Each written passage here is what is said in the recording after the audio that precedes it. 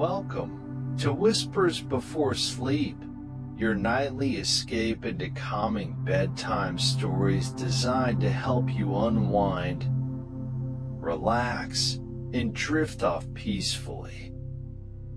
I'm Joe, and I'll be here with you tonight. Thank you for joining me.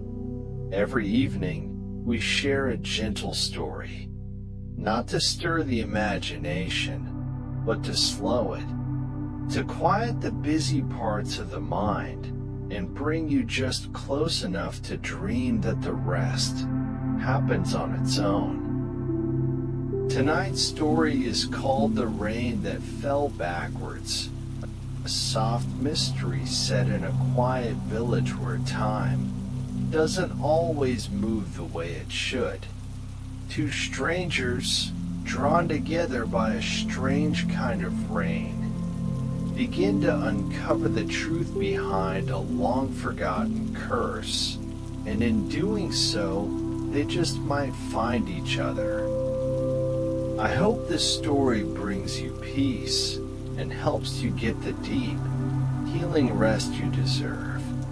And if it does, we'd love for you to subscribe so you never miss a night in dreamland. Thank you. Before we begin, take a moment to get comfortable. Sink into your bed. Let your body settle. Your jaw loosen. Your hands fall softly to your sides. Now take a slow, full breath in. Hold it gently and release. Again, in through the nose,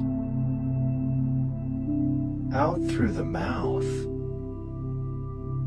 Let your shoulders soften. Let your thoughts begin to quiet. You don't need to focus. You don't need to try. Just listen. Let the words carry you. And now, let's begin. Tonight, we travel to a village that most have never heard of, and those who have rarely speak its name. A place hidden beyond the edge of any weathered map, nestled in the folds of an old, forgotten valley, where the hills are always damp and the trees grow in peculiar shapes, as if they've been listening for too long. They call it Bellevale, but only when it's not raining, because when it rains in Bellevale, time does not move forward. The hands on every clock begin to hesitate, then retreat. A teacup refills itself. A letter unseals. A candle flame rolls back into its wick. And for a few minutes, sometimes longer, the past slips gently into the present, like mist curling under a door. No thunder, no warning. Just the soft rhythm of rain on rooftops, and everything quietly beginning again. This story is here to quiet your mind, to calm your thoughts, and guide you gently toward rest. You'll hear a gentle fantasy, light romance, and a mystery with no sharp corners. Nothing that asks to be solved, only felt. But even stories meant for sleep can carry a quiet question, because rain like that doesn't fall on accident. In Bellevale, the weather is tied to something old, something stitched into the soil or tucked into the hollow of an ancient tree. And though the villagers pretend otherwise, they've always known the rain isn't just water. It remembers, and sometimes it remembers what they'd rather forget. Tonight, two strangers will meet beneath that remembering sky.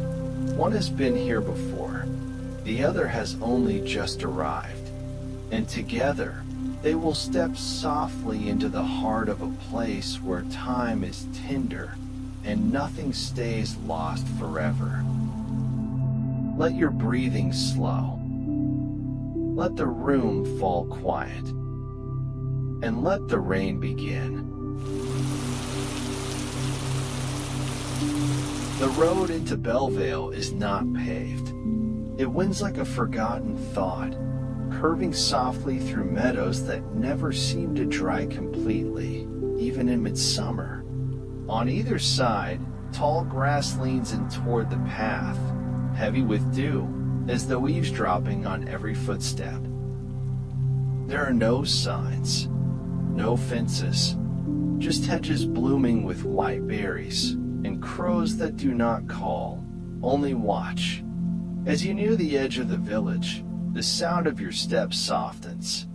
The earth becomes spongy, scented with lavender and loam, the kind of scent that reminds you of a cupboard opened too slowly, or a letter you almost forgot to send. Then the rooftops appear, sloped and moss-covered, nestled close together like secrets exchanged long ago. Chimneys rise from them, stout and stone-wrapped, with ivy climbing toward the sky, never quite reaching. Bellevale does not announce itself. It allows itself to be noticed quietly, and only if you're already looking. Elian came on foot. He always did. He carried a satchel, weathered and softened by years of travel, and an old leather-bound journal that rarely left his side. He did not speak as he walked, but if he had, his voice would have been quiet, not shy, but careful, as though each word needed to be sure of itself before leaving his mouth. Elian was not lost. He had been to Bellevale before, a long time ago, though he didn't quite remember when. The memories came to him like dreams through fogged glass, soft shapes, muffled sounds. A bell tolling in the distance, a laugh heard through rain, a name whispered in sleep. It started as a shimmer, not falling, not quite, just a change in the air, like the world had taken a deeper breath. Leaves curled inward. A cat blinked up at the sky, then padded silently into the shelter of a doorway. And then it came, the rain, not loud, not sudden, just a soft hush, the kind that lands on your shoulders like a shawl and doesn't ask to be brushed away. Elian paused under the arched gate that led into the village square. A clock above the baker's window ticked once, then twice, then clicked backward. He looked up, his face calm, as if he'd expected this. He took out the journal, opened it, and on the page, in ink that hadn't been there a moment ago, was a sentence. "You're almost home." As he stepped forward, the village came alive, though not in the way most would expect. A shopkeeper turned a sign from closed back to open with hands that didn't quite move. A fallen apple rolled gently back up a cart. A puddle slowly disappeared, unforming itself into clear cobblestone. But no one panicked.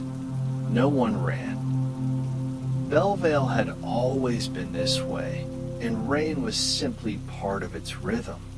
Backward for a while, then forward again, eventually. Elian made his way past the bookshop, its window full of pages that turned themselves, and past the post office, where a letter slid back into its envelope. At the far end of the square, a small and weighted with warm windows, their glow golden, and still. A wooden sign above the door read, "The Hourglass." It creaked gently in the breeze, and then stilled as the rain became a whisper again. Elian stood for a long moment before stepping inside. He did not knock. He didn't need to. The door, like everything in Bellevale, already knew he was coming. Inside the Hourglass Inn, the light didn't flicker. It glowed, steady and golden, like a candle left burning in a memory. The walls were paneled in dark wood, polished smooth by time and quiet hands. A few armchairs sat near a window, turned slightly toward each other, as if in the middle of a silent conversation. And beyond the glass, the rain kept falling. Most rains wash things away, but here, in Bellevale, the rain pulls them gently back. A child's toy, forgotten in the street, nudged itself away from a puddle and back beneath a bench. A rose in a windowsill, its petals soft and blushing, slowly curled in on itself, blooming backward, one layer at a time, until it was once again a bud wrapped in green. The air shimmered faintly with the scent of lilacs. Somewhere nearby, a song rewound. A piano melody played in reverse, soft and lilting, as if the village were humming to itself in sleep. And then there was the clock. The one above the bakery chimed a low note. Once. Then again. Then ticked once backward, a sound too subtle to disturb, but too strange to ignore. No one ran for shelter. There were no umbrellas, no hurried footsteps. Just people waiting, watching, as if the rain were something sacred. A man in a gray cap tipped his head to the sky, eyes closed. A woman sitting on her porch quietly rolled up the sleeves she had just buttoned, and a small dog, fur slightly damp, shook itself, then walked backward across the square, tail wagging. They all moved with the patience of people who had seen this many times before, not tired of it, just softened by it, as though they understood that in this place, time had its own way of remembering things. Elian took a seat beneath the inn's wide front awning. The wooden bench had a cushion, faded blue, stitched with little suns. He opened his journal. The pages were soft at the edges, written in a tight, looping hand. Slowly, he dipped his pen in ink and began to write, not rushed, not hesitant. When it rains here, he wrote, even sorrow forgets itself. He paused. Listened to the rhythm of drops falling backward into their own echoes, then added beneath it, maybe that's why I came back, or maybe the rain never let me leave. Across the square, a girl dropped a scarf. It drifted down through the air, paused, then fluttered upward, gently, and settled once more on her shoulders. She didn't laugh. She didn't seem surprised. She simply nodded once, like greeting an old friend, then continued walking, her steps slow, sure, and in rhythm with the rain. Elian closed the journal and rested his hand on its cover. He looked out over the village, eyes tracing the curve of its rooftops, the way the chimneys leaned ever so slightly west, and the rain kept falling, falling upward, falling home. The hourglass didn't have a bell above the door, only a long, narrow window set into the oak, colored glass, pale amber, the shape of an eye. Elian stepped inside just as the rain outside slowed, not stopping, just growing quieter. The kind of rain that no longer cared if you noticed it.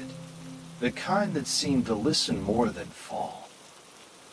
The floor creaked, not loud, but gently, like it had been waiting to be remembered. The walls smelled faintly of ash and dried mint. A fire burned low in the hearth, casting the room in warm tones of honey and coal. There were no guests in the lobby, just an old coat rack, a stack of books near a wingback chair.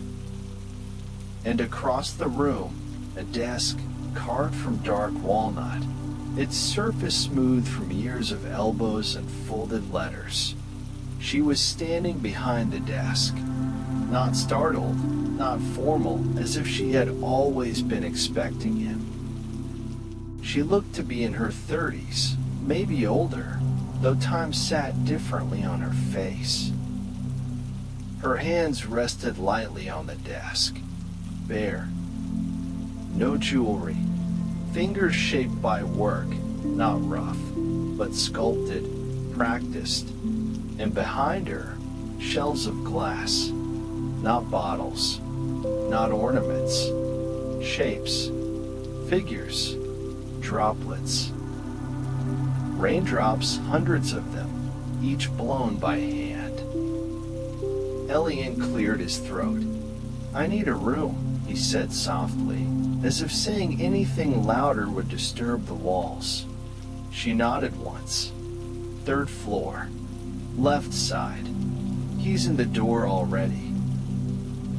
We don't lock anything here." Then, a pause. She tilted her head. "You've been here before." It wasn't a question, but he didn't answer, not right away. His eyes scanned the shelves behind her, the glass sculptures, then rested on her again. "Maybe, or maybe I dreamed it." She smiled then, not wide, just a flicker. That's usually how it starts. Moments later, they sat across from one another in the common room. A teapot between them, steam rising in soft curls.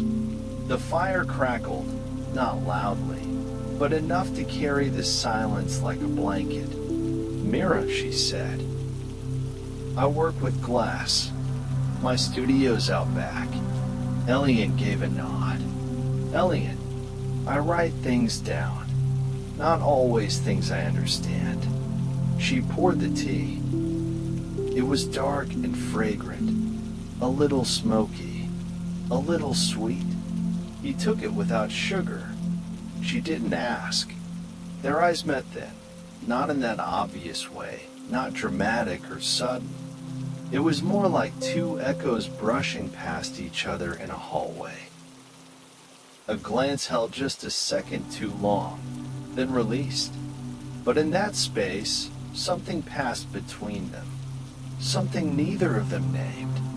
Elian looked toward the window, where the rain had started again, rising from puddles, back into the sky. Mira watched him, quietly, her hands wrapped around her teacup, like she was holding warmth itself. He opened his journal on his lap. Not to write, just to hold it. Mira leaned forward slightly, noticing a small mark on the inside of his wrist, a scar shaped like a crescent. Her lips parted, but she didn't speak. Not yet. Instead, she asked, "Do you remember the rain, the first time it happened to you?" Elian shook his head. "No, but I always know when it's about to start. Something shifts. Like the past is turned around and started walking back toward me. Mira nodded, as if she understood. The first time it rained for me, I forgot my own voice. For 3 days. Then she smiled again, quietly. It came back, but different. They sat in that silence for a while longer. Outside, the village had folded back into its own reflection, the past gently rubbing shoulders with the present.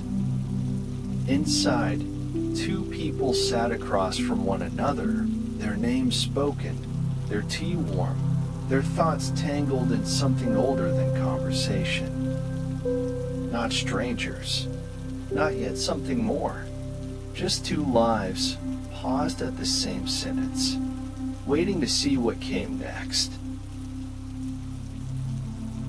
The fire had lowered to embers by the time Mira spoke again, not as a host, not as someone offering facts, but as someone remembering something, or choosing to remember. She set her empty teacup on the small table beside her. Her fingers lingered there, lightly tracing the rim, as though warming themselves on the silence. Then, very softly, without looking at Elian, she said, "Do you know the story of the timekeeper?" Elian didn't answer right away. He didn't need to. He simply watched her, and she went on. "They say he lived here a long time ago, before the village had a name, before clocks had hands." Myra's voice dropped lower, barely louder than the ticking of the grandfather clock across the room. He wasn't a watchmaker, not like people think. He didn't build things to tell the time. He held it, kept it, measured it carefully, like pouring water into jars. He didn't age. Or maybe he did, but so slowly that the trees still bowed to greet him every morning. Elian leaned forward slightly, the edge of his journal still resting on one knee. Myra's eyes stayed on the fire, glowing orange across her cheek. They say he fell in love with someone who loved time in a different way, fast and bright, full of mornings that never waited. Myra's voice grew even softer. He wanted to make it last, to stretch it out, tuck extra hours into their days, make the nights just a little longer so they wouldn't have to say goodbye. And so he made a gift. A kind of clock, not with gears or glass, but with something older. A loop, hidden beneath the land. A tether wound into the rain clouds. A way to hold time still, or send it gently backward. Outside, the rain continued to shimmer against the windows, barely audible. Myra's voice followed its rhythm. But when the rain came, it didn't just hold the hours.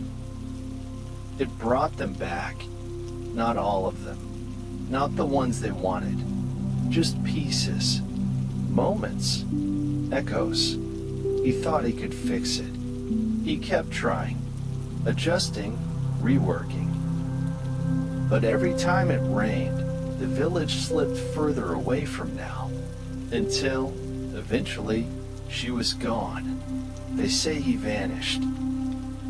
Left behind nothing but a room full of unmoving clocks and a garden that blooms backward. Mira paused. In the rain. Of course. Elian spoke then, not loudly. So the rain is regret? Mira shook her head slightly. Not regret. Not exactly.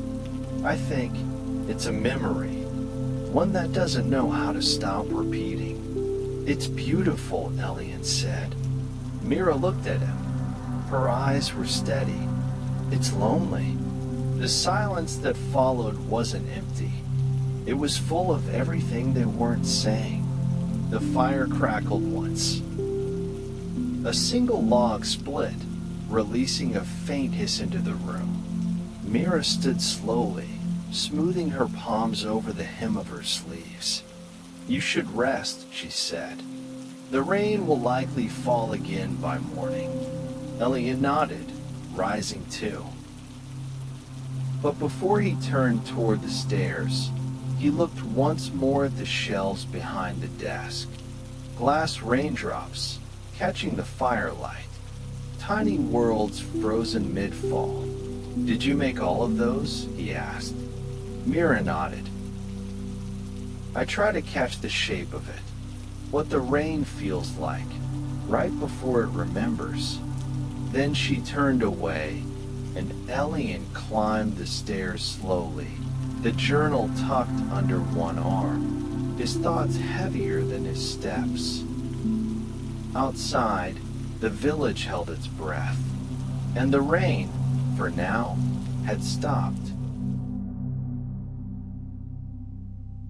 By morning, the rain had returned, not falling from the clouds, but curling out of the soil.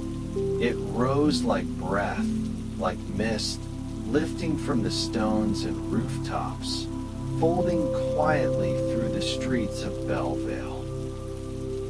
Mira was already waiting outside the Hourglass Inn, her coat unbuttoned, her hair pulled back loosely, as though she'd walked straight out of sleep and into the day without needing to cross any boundary.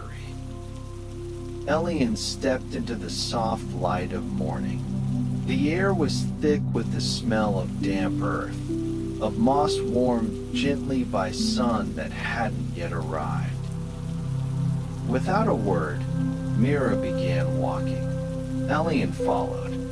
They passed beneath a row of crooked trees whose branches curled downward, as if listening to the path. The rain made no sound now. It simply existed, gliding in reverse along iron gutters, slipping backward into cracks in the stone.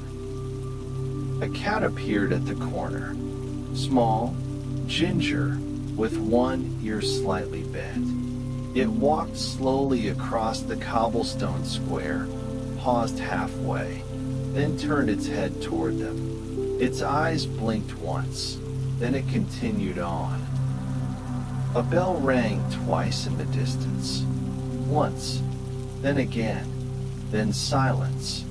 A moment passed, and then the cat appeared again, from the same alley, the same pause, the same slow blink. Mira and Elian stopped walking. Neither of them looked surprised. "This happens sometimes," Mira said softly. "The loop stays open longer than it should. The village holds its breath a little too long." They passed the old fountain at the center of town, its water now drawing upward, folding in on itself like thread winding back into a spool. Elian's eyes wandered to the bakery window, where a man held a loaf of bread, then unsliced it with the same gentle movement, returning the knife to the counter. A gust of wind rolled past them in reverse, leaves spiraling up into the air, then resettling onto branches overhead. Mira broke the quiet. "Is there anything you'd choose to relive?" Elian didn't answer at first. He ran one hand along the curve of an iron railing, worn smooth by time and weather. "There was a day by the coast," he said at last. "I remember the light more than anything else. It hit the sea in a way that felt impossible. I wasn't happy exactly, but I understood myself for a moment." "And you?" he asked. Myra's eyes stayed forward. "The first time I made something that didn't shatter in the kiln. I didn't even care that it was ugly. I held it in my hands and thought, this will exist now, whether I want it to or not." They turned a corner. A woman swept the same leaves from her doorstep again. A boy caught a ball, then lost it, then caught it again, all without moving his feet. The bell chimed twice. Once, then again. The cat crossed the square. Elian paused beside a low stone wall covered in moss. "How do you live with this?" he asked, not accusing, just wondering. With the past repeating like this, Mira looked up at the sky. The clouds moved, but only slightly, as if undecided. "You don't live with it," she said. "You live beside it, like an old neighbor you don't speak to, but still leave a light on for." Elian opened his journal. A new page had appeared. The ink wasn't wet, but it was recent. A sentence stretched across the top, in his own hand, or something close to it. "Don't forget this time." He didn't know what it meant, but Mira leaned over his shoulder and read it, too. She said nothing, just placed a hand lightly against the journal, then stepped back. They walked until the loop loosened. The cat vanished around a corner and didn't return. The bell stayed silent. The wind stopped rising.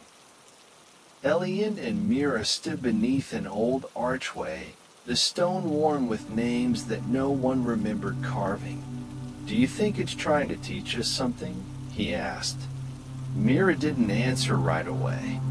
Then quietly, "I think it wants to be heard, even if it can't speak clearly anymore." They turned back toward the inn. The rain stayed with them, soft, unwinding, always in two directions at once. And behind them, Belleville rearranged itself once again, remembering, forgetting, waiting.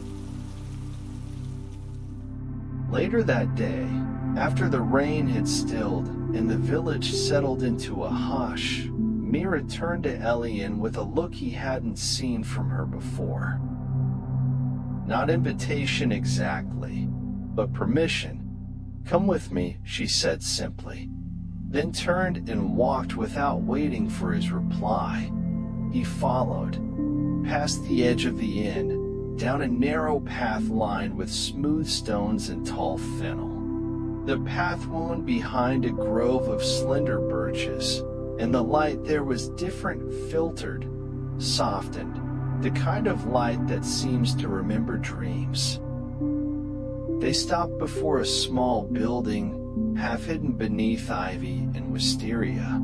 A greenhouse, perhaps once, or a workshop. Its glass panes were old and slightly warped, holding on to reflections like they weren't ready to let them go. Mira opened the door. A rush of warmth drifted out, the smell of firewood, orange peel, and something faintly sweet, like dried figs. Inside, the air shimmered gently with heat, not stifling, just close, comforting, as if the space were breathing. Elian stepped in slowly. The walls were lined with shelves, and the shelves held raindrops, not puddles, not shapes.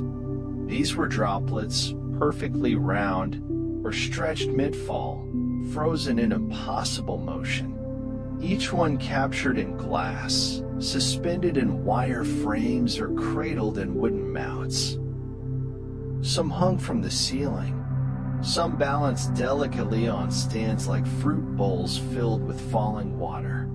"I try to catch them," Mira said, "not copy them, just hold them, the feeling of them." Elian stepped closer to a large piece near the window, a raindrop elongated like a silver flame, touched with flecks of blue near its center.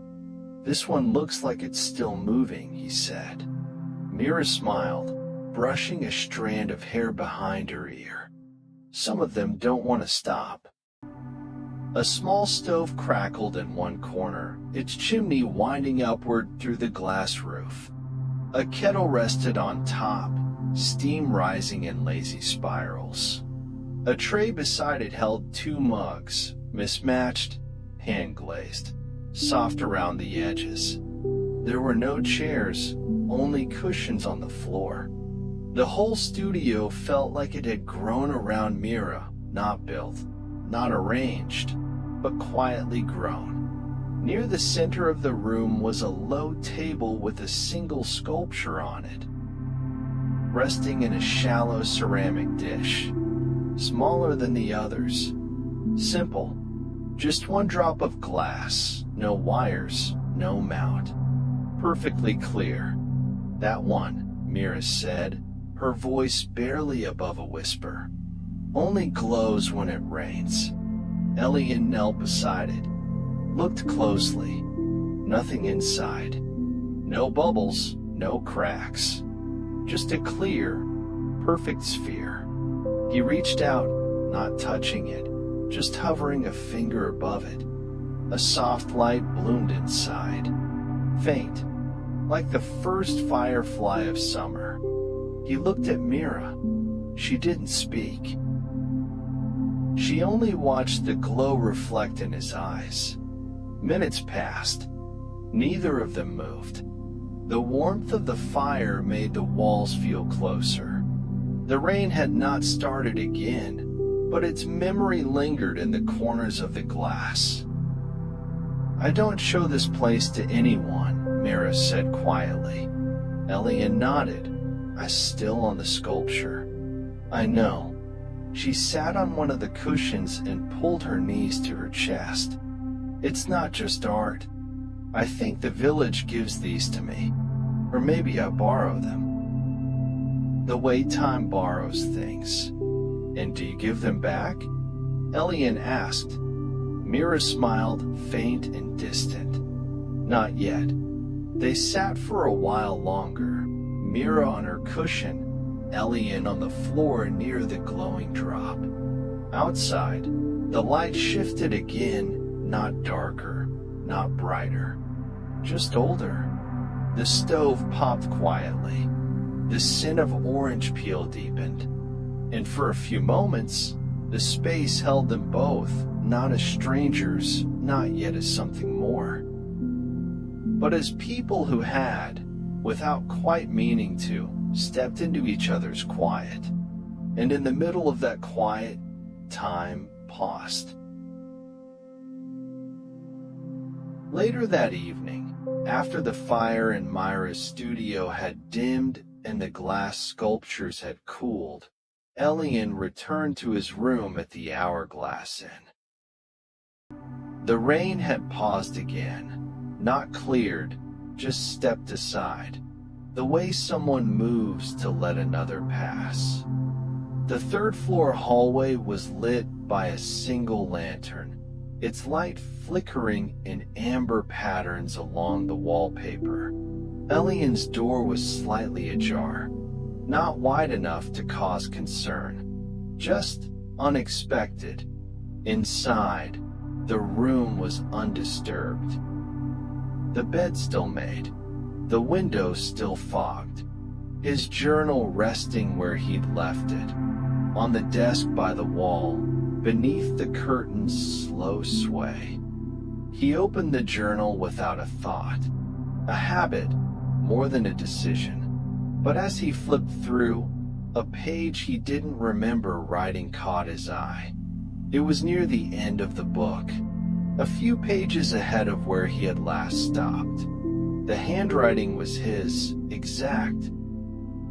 The slope of the letters, the shape of the ink blots, the small tear on the edge from a moment weeks ago when the journal had gotten caught in his coat. But the date written at the top had not happened yet. April 17th. A clear morning. No rain forecasted. Final morning. He sat down slowly, as though the chair beneath him needed to understand what it was holding. There was no fear in his eyes, no panic, just a stillness, a long, inward breath. The entry was not long. It read, "The rain stopped, not just for now, For good, I think. The village is too quiet. Myra's glass doesn't glow anymore. I think I loved her. Maybe always did.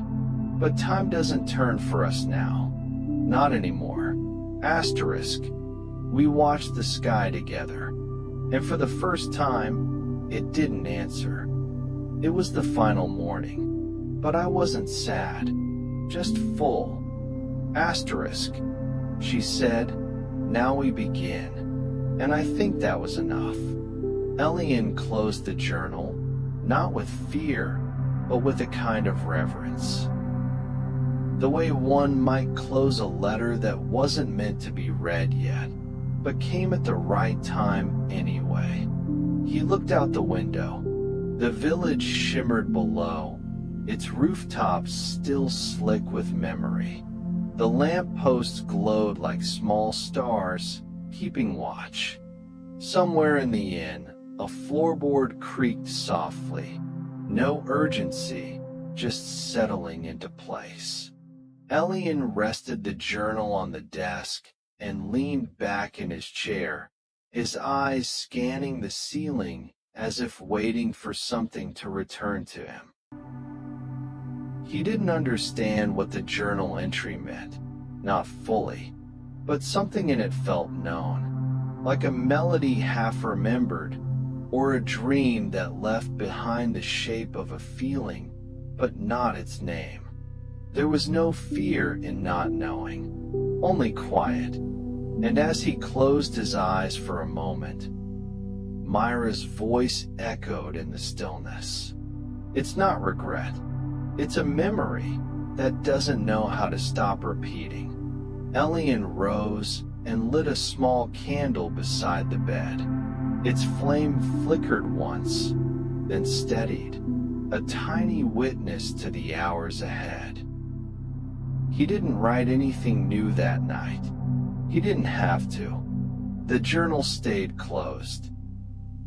The rain held its breath, and the village, for a while longer, turned quietly beneath him. The next afternoon, with clouds once again pressing softly against the hills, Mira asked Elian if he wanted to see something. She didn't say what. She didn't have to. They followed a winding path behind the inn, past a thicket of elder trees and through a field of bent grass, where the wind moved in waves that never quite touched the ground. The village faded behind them, not disappeared, just softened, the way candlelight folds into shadow. At the edge of the field stood the bell tower, weathered, empty, still. It wasn't tall, not by any dramatic measure, but something about it felt too large for the space around it. As if the years it carried had made it heavier than the stone it was built from. Its roof had fallen in years ago, or maybe longer. Vines now crept along its walls, reaching but never blooming. There were no birds nesting in its hollow, no bells left to ring. Just silence and stillness. Even the rain didn't touch it. Though the clouds passed overhead, though the village behind them shimmered with reversed ripples and rearranged petals, the bell tower stayed dry. Not dusty, not damp, just untouched. Elian stepped closer and looked at the base of the tower. A small archway, half collapsed, led into the hollow beneath it. The stone there was warmer than the air around it. He reached out, placing his hand on the wall. Nothing happened. No shift. No movement. But he noticed something else. His heartbeat slowed. His breath lengthened. The breeze quieted. And for the first time in days, it felt like time had stopped trying to speak.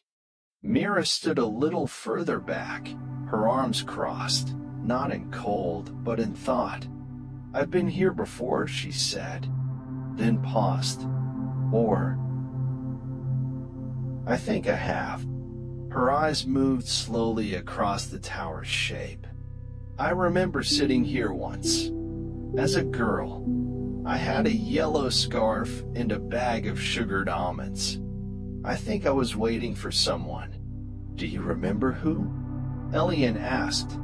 Mira tilted her head, thoughtful. "No, but I remember not minding the wait." They stepped into the shadow of the tower together. Inside, it smelled like stone and still air, like pages that had never been turned. Light filtered through broken beams above, tracing dust in slow columns. Carved into the wall were names, dozens, maybe hundreds. Some half faded, others still sharp, as though carved yesterday. Elian ran his fingers along one. "Yim," he read aloud. Mira looked up sharply. "That's me," she said. "Elian?" he asked, blinking. Mira shook her head. "No, Mira, Elaine Mira. My mother named me after two women she never met." They stood in the pause that followed, the space where coincidence and memory overlap. In the quiet of the tower, the world outside became a soundless painting. The wind no longer moved the grass. The clouds above no longer shifted.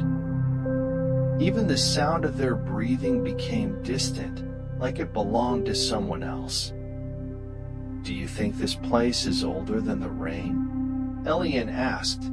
Mira considered it. "I think this place was forgotten by it, or forgiven." Neither of them spoke after that. There was nothing urgent to say. They left the bell tower as the first sounds of motion began to return, the low rustle of leaves, the creak of a tree limb, a faint note of whine through the grass. The moment had passed. Or maybe they had simply stepped back into time. Elian looked over his shoulder once, back toward the stone arch and the names carved into it. The tower stood unchanged, waiting again, as if time had only stepped away for a moment and would return whenever it was ready. That night, the rain returned, not in sound, not in motion, but in feeling, a weight in the air, the hush of something approaching without footsteps. Elian lay in bed beneath a woven blanket. The journal on the table beside him, closed but never quite silent. Mira sat by the fire in her studio, turning a cool piece of glass in her palm, watching how it caught the light, how it refused to hold still. Somewhere outside, a drop rose from the soil, hovered for a breath, then fell again. And in that moment, they began to dream. In the dream, they found themselves walking down a corridor of soft stone. It stretched endlessly in both directions, but neither of them were afraid. Their footsteps didn't echo. Time had folded in here, wrapped around itself like cloth still warm from the body that wore it. The air smelled of oil, parchment, and something metallic, but not sharp, like the inside of a music box, half-wound. Ahead, at the end of the corridor, stood a door made entirely of gears. The gears weren't turning. They were breathing. It opened before they reached it. Inside, a workshop. Wooden benches, tiny tools. Hundreds of pocket watches hung from the ceiling, ticking out of sync, suspended by invisible threads. And in the center, the clockmaker. His eyes were silver. Not gray, not pale. Silver, the color of remembered lightning. He was neither young nor old. His hands moved gently, constantly, adjusting things that weren't broken. He looked up, and though his mouth didn't move, his voice came. "You've come late." Elian opened his mouth to speak, but no sound emerged. Mira stepped forward, her footsteps silent. "We didn't know we were invited," she said. The clockmaker smiled softly. "Everyone is. Eventually." Then the walls faded, the ceiling dissolved, and the workshop opened into a vast field beneath a black sky, lit by bursts of lightning that never struck the ground. Rain fell, sideways, then upward, then all at once. But the ground stayed dry. In the sky, a storm with no source. It rolled and folded and stretched like breath caught in a chest. Thunder curled in on itself, and all around them, time ticked in directions they couldn't name.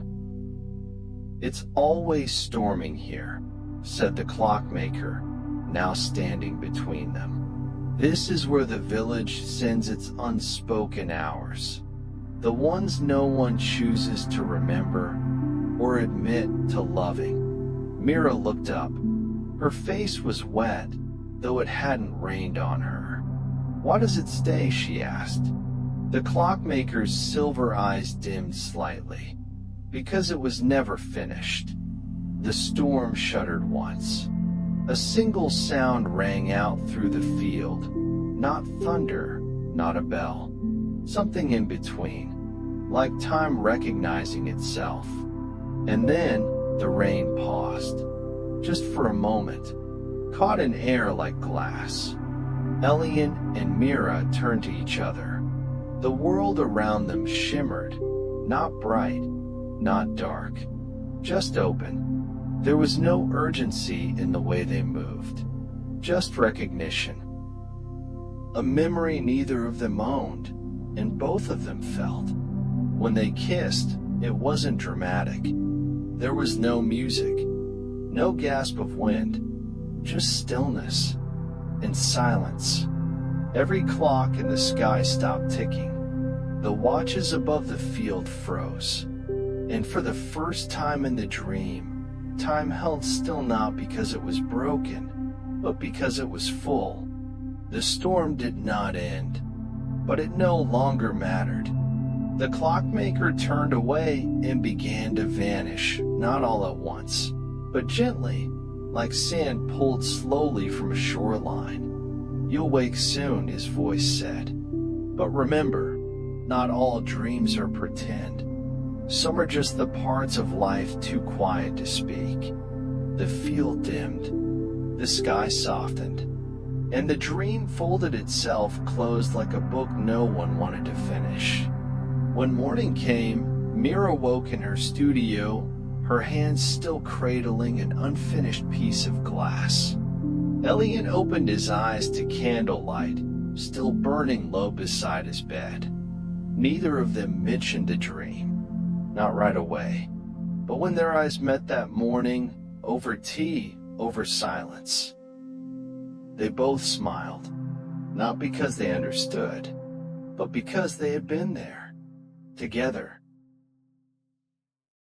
The day after the shared dream, the rain did not fall. The sky above Belleville was clouded. Yes, a soft quilt of gray and lavender, but the ground remained dry, the air still, as if the village itself had paused, waiting for something to begin or return. Mira had gone to the market, a weekly errand. Elian stayed behind in the studio alone, but not unwelcome. The warmth of the small building lingered, even without the fire lit, and the scent of orange peel and ash still clung to the air, as if the walls had memorized it. He wandered slowly between the shelves, past the hanging raindrops, the bowls of twisted glass, the unfinished pieces resting in beds of felt. Behind the stove, tucked in the narrow space between the bricks and the baseboard, something caught his eye. It was thin, just the corner of an envelope, yellowed slightly at the edge. but untouched by dust. Elian crouched down, slid it out carefully. The paper was cool to the touch, folded precisely, sealed in red wax. No stamp. His name was written across the front. Elian. Nothing else. No last name. No address. Just his name. And beneath it a date, written in the lower left corner in the same ink, same pressure. 40 years ago. Elian stared at it. The handwriting was his. He didn't rush. He sat at the small work table near the window, where the morning light settled softly against the glass. He ran his thumb over the seal once, then broke it with a slow press. Inside, a single sheet, folded neatly. The ink had not faded. The strokes were sure, familiar. He began to read. If you're reading this, it means you found the place where love lingers. It means the rain brought you here again. Or still, it's never clear which. Tell her. You don't need the right words. You just need the real ones. Asterisk. The rain is ready. Elian let the letter rest in his lap. The silence of the studio grew deep, like a well without bottom. His eyes moved across the room. The glass, the tools, the light, and suddenly the studio felt more than familiar. Not just known, remembered. He looked toward the small alcove beside the shelves, where Mira kept a cabinet of older pieces. There was a small stool there, a chipped mug on the windowsill. The scene struck him not as new, but as something he had already grieved, or maybe dreamed, or maybe lived. There was no panic in him, no sharp breath, just the feeling of time folding, gently, like the closing of a book you hadn't realized you'd read before. He read the letter again, slower this time. Tell her. The rain is ready. He ran his fingers across the signature line, but there was no name, just a faint smudge of ink. As if whoever wrote it had decided not to sign it after all. When Mira returned later that afternoon, her arms full of dried herbs and folded paper from the bakery, she found Elian standing near the stove.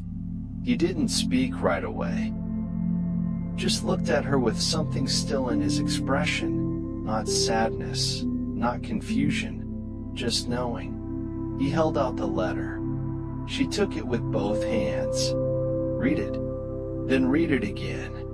And when she looked up at him, there was no surprise in her face, only recognition. I think, she said softly. You've been trying to tell me this for a long time. Elian nodded once. I think so too. Outside, the clouds began to gather again, slow and wide, with the patience of something ancient. And somewhere, far above the hills, the first drop of rain began to rise. Evening fell over Belleville not like a curtain, but like the tide, smooth, deliberate, soft around the edges. The rooftops caught the last light of day and held it briefly before releasing it back into the sky. In the far distance, a rumble, not thunder, not exactly. More like a sigh rolling through the hills. The air shifted. Birds grew quiet, and the trees began to listen. It started gently, as it always did. A shimmer in the air, a deepening of breath. But then it thickened. The raindrops were heavier this time. Not faster, not louder, just full. As if each one had remembered everything it ever touched.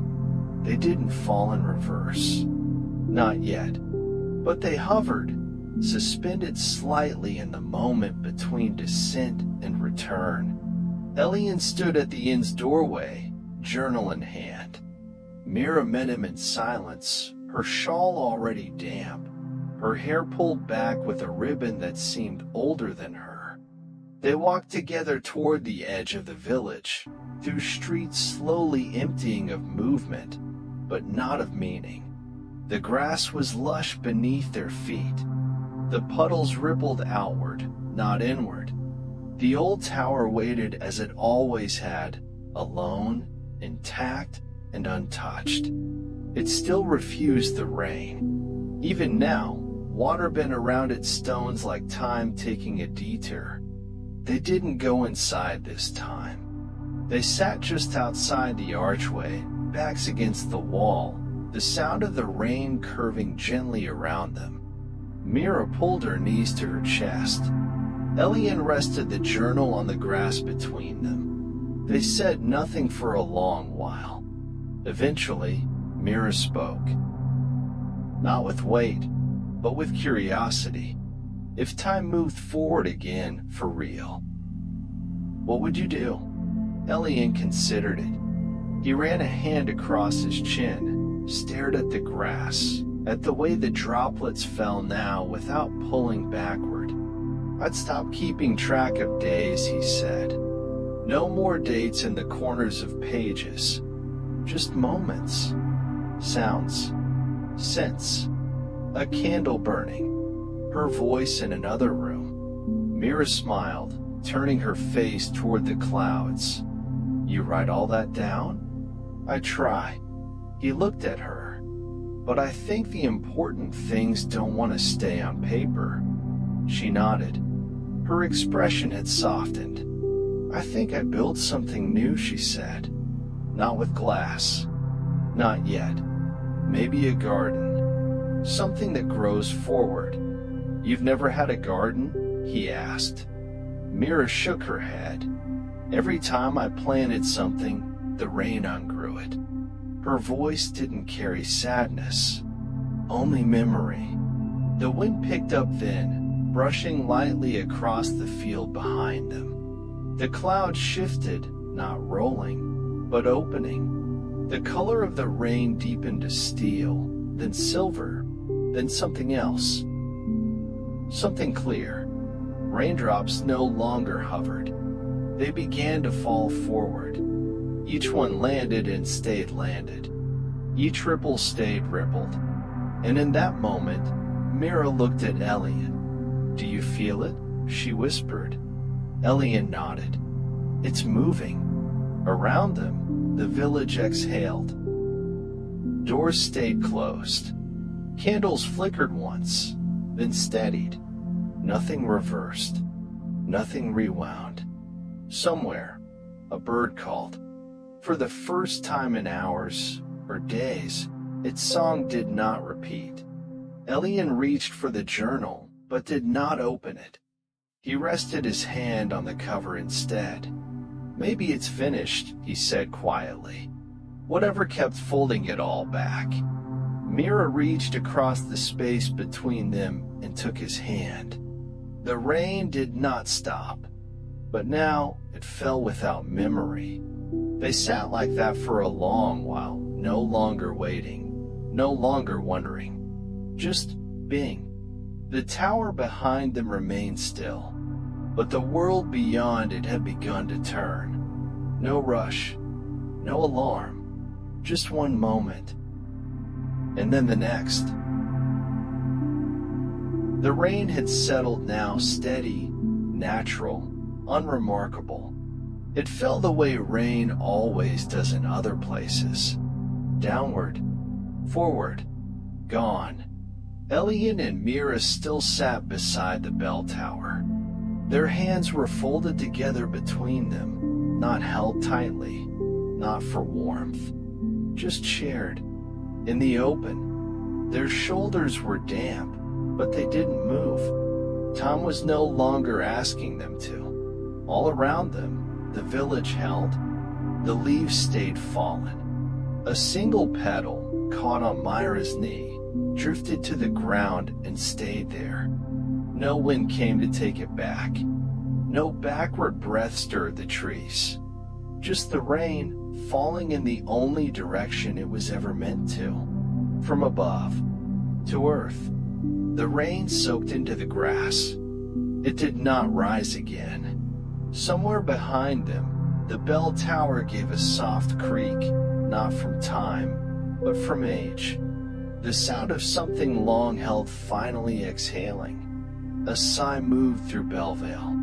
Not wind, not thunder, just the feeling of something loosening, as if the village had been holding its breath for years, decades, lifetimes, and now it had let go. Back at the inn, the grandfather clock in the common room ticked once, then again, and kept going. The baker's window showed flour-dusted shelves. A loaf cooling in the window did not vanish or reform. It simply waited. The narrow street lamp on the edge of the square, the one that used to flicker every time the rain bent time, burned steadily, casting a single reflection in a puddle that did not vanish. Elian and Mira stood, slowly, when the rain became light enough to walk through. Their hands remained linked, not because of a moment, but because of what had passed through it. They returned to the inn by a different path, through a gate they hadn't noticed before, where ivy curled in deliberate spirals and the stones beneath their feet were dry, though no roof covered them. At the door, Mira turned to look behind them, just once. Elian followed her gaze. The village looked the same, but nothing shimmered, nothing waited. It was simply present, here, now. Inside, the fire had been relit, not by a person, but by the passing of time, as if the room had missed their warmth and prepared itself for their return. Mira poured 2 cups of tea. The steam rose in soft spirals, not backward, not still, but upward, outward, quietly free. Elian opened his journal. The pages did not shift on their own. No new entry had appeared.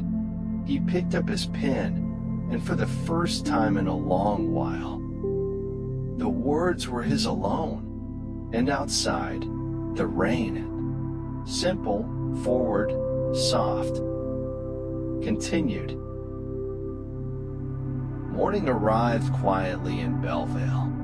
There was no fanfare, no golden blaze spilling over hills, just a soft bloom of light that touched the windows and stayed. Birdsong rose slowly through the trees, not in chorus, but one note at a time. A call, a response, then silence again. It was the kind of birdsong that sounded like a memory waking up gently inside the body. Outside the windows of the Hourglass Inn, the glass shimmered faintly with dew. Tiny droplets caught the morning light and held it, not in glitter, but in stillness. Each window pane looked like it was dreaming. The world beyond was soft and out of focus, as if it, too, had just opened its eyes. No footsteps yet in the street, no voices from the square. Only the slow unfolding of a morning with nowhere to be. In the common room, Mira and Elian sat at the small round table beneath the eastern window. A pot of tea steamed gently between them. Beside it, warm bread wrapped in cloth, butter in a dish, a bowl of soft berries. No conversation, not because there was nothing to say, but because words had finally stopped needing to explain. They ate slowly, the kind of breakfast that feels like a shared silence, not empty, but full of comfort. Outside, the village moved again, carefully. A broom swept a doorstep. A dog padded across the street, pausing to sniff a windowsill. The bakery door opened with a soft chime that did not echo. Time was moving again, but it no longer pressed. It simply passed, like sunlight across a table. Elian poured another cup of tea. Mira buttered another slice of bread, and neither asked what came next. The morning light stretched. The dew began to vanish, one quiet drop at a time, and the village breathed, forward, steady, whole. Whatever curse had clung to the rain had let go, and what remained was simple: a day, two people, a table, and time, at last, without weight. The village still remembers the rain, but now it falls only forward. The clocks no longer hesitate. The petals stay where they land, and the hearts that once circled time have found their place, together. The garden blooms in real seasons now. The glass glows only by sunlight, and the bell tower sleeps in silence, no longer waiting. Elian writes when he wishes. Mira plants her seeds, and the rain, when it comes, simply passes through. Thank you for listening. If this story brought you even a moment of stillness tonight, then it has done what it came to do. Sleep well, and if you return tomorrow, the village may have another quiet secret to share. If you had a house that only appeared when it rained, what would be inside it? Thank you for listening. If you enjoyed this, come back tomorrow night for another story. Sleep well. Good night.